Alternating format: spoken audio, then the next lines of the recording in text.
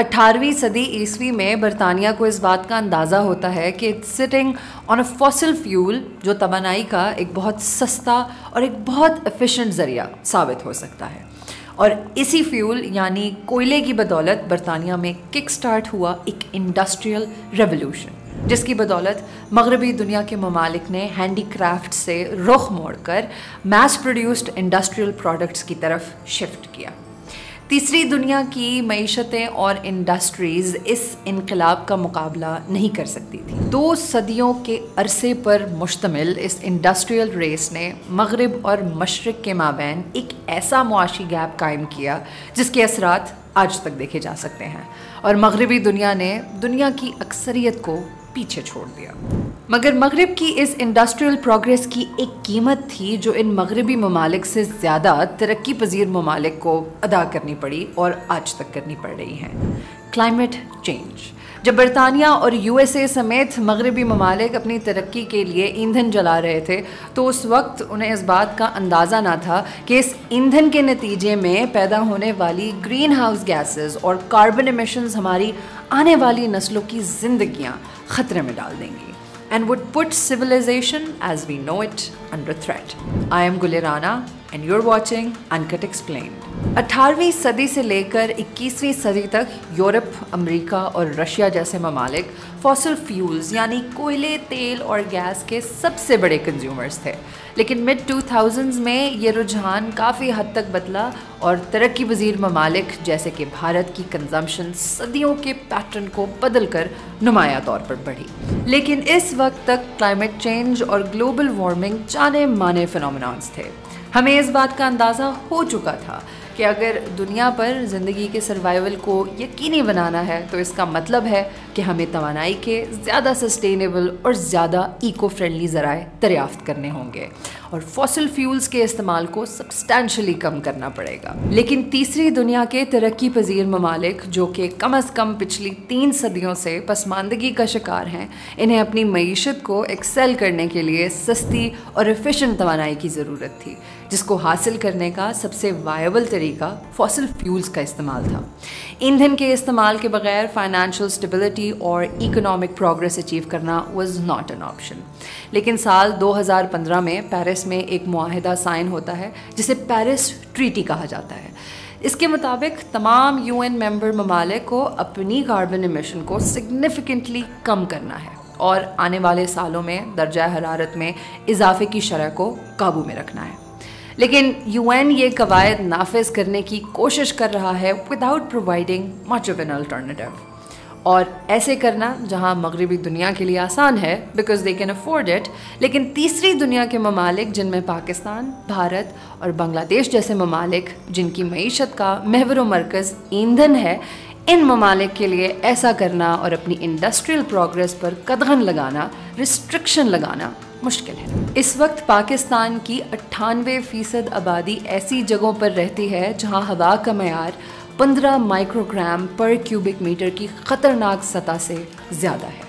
एक एस्टिमेट के मुताबिक साल 2030 तक तरक्की पजीर ममालिक को सालाना $75 अरब की ज़रूरत होगी महज क्लाइमेट चेंज के असरात से लड़ने के लिए, और $400 अरब सिर्फ तवानाई के मुतबादिल ज़राए ढूंढने और उन्हें लागू करने के लिए। और $400 अरब का ये फिगर कई तरक्की पजीर ममालिक की सालाना GDP से भी ज़्यादा है। और इसमें सबसे आयरॉनिक बात ये कि दुनिया के तरक्की याफ्ता ममालिक जो शायद ग्लोबल वार्मिंग और क्लाइमेट क्राइसिस के सबसे बड़े कसूरवार हैं, ये ममालिक शायद क्लाइमेट चेंज से सबसे कम मुतासर होने वाले ममालिक में से हैं। अगर आप दुनिया के उन ममालिक की लिस्ट पर नज़र डालें जो क्लाइमेट क्राइसिस के नतीजे में सबसे ज़्यादा मुतासर हुए हैं या हो सकते हैं, तो इस फहरिस्त में तमाम ममालिक तीसरी दुनिया के तरक्की पजीर ममालिक हैं। तो ज़रूरत इस अम्र की है कि वो ममालिक जो ये क़यामत बर्पा करने में सही मानों में कसूरवार हैं, तो दुनिया के एक्सपर्ट्स का मानना है कि तरक्की याफ्ता ममालिक को क्लाइमेट क्राइसिस के ख़िलाफ़ जंग में across the board funds transfer करके तीसरी दुनिया के एट रिस्क ममालिक के साथ मिलकर लड़ना पड़ेगा। World that transfers funds, public and private funds, but if we do not act together, the costs will be more than double, and we will preclude the possibility of keeping temperatures below dangerous levels. اور یہ کرنے کے لیے public اور private funds دونوں کی ضرورت ہے. دس از ناٹ اے چیریٹی اور ایڈ، بلکہ یہ کمپنسیشن ہے ان ملکوں کے لیے جو مغرب کی ریکلیسنس کے باعث آج اپنے سروائیول کے لیے جوجھ رہے ہیں. اور یہ رجحان صرف ریاستی طور پر ہی نہیں بلکہ معاشرتی طور پر بھی دیکھا جا سکتا ہے. دنیا کی ٹاپ 1% آبادی جو کہ لگ بھگ 6.5 کروڑ لوگ ہیں، جن کی سالانہ آمدن $1 لاکھ سے زیادہ ہے، ان کا کاربن فٹ پرنٹ دنیا کے باٹم 50% غریب طبقے جو کہ لگ بھگ 3.5 ارب لوگ ہیں، ان سے تقریباً 2 گنا زیادہ ہے.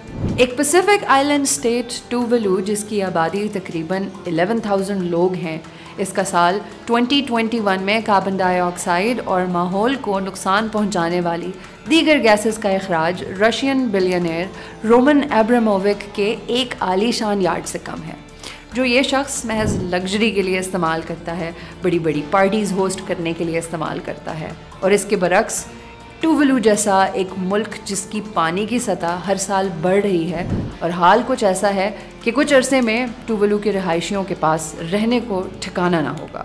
یعنی دنیا کی 1% آبادی کی آسائش اور لیوش لائف سٹائل کا خمیازہ اربوں مفصلین کو بھگتنا پڑ رہا ہے. نہ اس 1% آبادی کے گھر سیلابوں میں بہہ رہے ہیں، اور نہ ان کو اپنے ایئر کنڈیشن محلوں میں ہیٹ ویوز کے بارے میں کوئی علم ہے. جہاں ایک طرف ہر سال ہزاروں لوگ ہیٹ سٹروک کے باعث اپنی جانیں گنوا دیتے ہیں، وہیں دنیا کی elite doesn't even break a sweat. صرف 125 بلینئرز کا اپنا ذاتی کاربن فٹ پرنٹ 8.5 کروڑ گاڑیوں سے زیادہ ہے، اور اگر ان کا سامنا کسی ایسی آفت سے ہو بھی جائے تو they can easily fly away on their private jets and helicopters. اور یہ فگرز محض ان بلینئرز کی ذاتی زندگیوں سے منسلک ہے. ان کی کمپنیز اور انڈسٹریز 1988 سے لے کر اب تک کاربن ایمیشنز میں 70% کے لیے رسپانسبل ہیں. اور کچھ ماہرین تو یہ آرگیومنٹ بھی پیش کرتے ہیں کہ ٹاپ 1% کو سانحات اور نیچرل ڈیزاسٹرز کے نتیجے میں منافع بھی ہوتا ہے. For a shocking event, a war, coup, terrorist attack, market crash, or natural disaster, they exploit the public's disorientation, suspend democracy, push through radical free market policies that enrich the 1% at the expense of the poor and middle class. In short, capitalists harness the shock of disasters. Oil moguls اور petroleum companies چند non profit organisations کے ساتھ مل کر climate change denial کو فروغ دیتے ہیں اور پروپیگنڈا کی مدد سے عوام الناس کو ماحولیاتی تباہی سے اگنورنٹ رکھتے ہیں. سن 2014 اور 2020 کے درمیان کلائمیٹ چینج ڈینائل کے پروپیگنڈا میں ایسی آرگنائزیشنز کی جانب سے $54 ملین خرچ کیے گئے.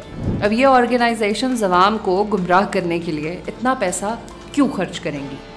Their corporate interests are tied with دس.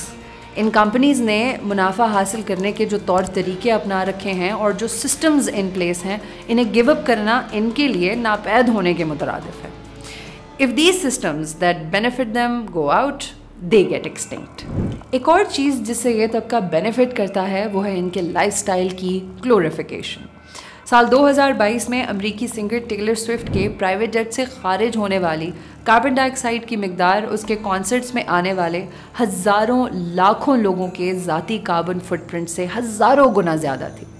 ہم رومن ایبرامووک جیسے لوگوں کے کلائمیٹ کرائسس میں کردار پر تنقید تو کرتے ہیں، لیکن ہم ان کے اس لائف سٹائل کو جو دنیا کی تباہی کا باعث بن رہا ہے رشک بھری نگاہوں سے بھی دیکھتے ہیں.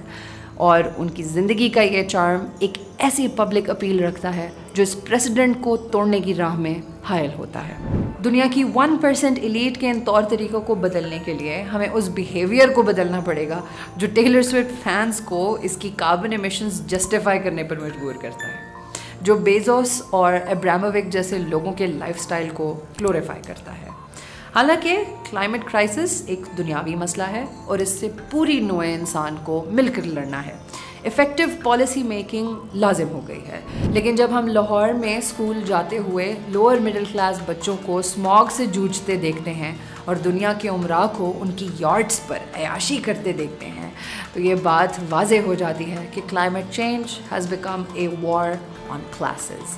It is the privileged 1% versus the rest.